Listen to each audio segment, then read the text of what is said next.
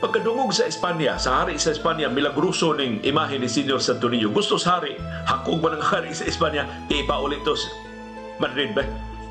Dadaan to sa Madrid. Ano na ang nasubo? Milagruso man na, hari na to sa Madrid.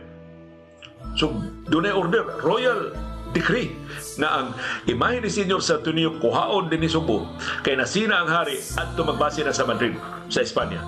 Ang ilang paglao, huwaman ba lang ang imahe niya, iuli ra eventually.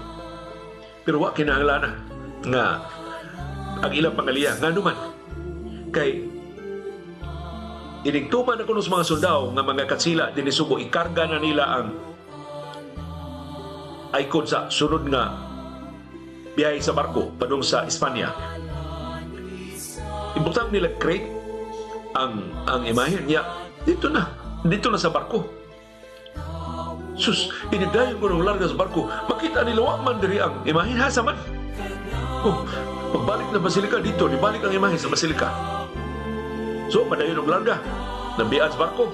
Pagkasunod na sa biyahe, ilan siyang gikarga sa crate gihapon, ilan na yung gihigtang. Ang di na gimatangtang dito sa crate. Oh, pagdaig na siyang larga, wala saan. Ang imahe ni Senyor Santo Niño, pagbalik na dito rin sa Basilika.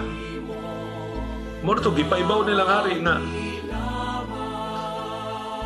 Your Majesty, pero di ganahan si Senyor Santo Niño mabiya. Siya pinoyanan sa Subo. Moto ni sugot lang hari magpabilin si Senyor Santo Niño din sa Subo.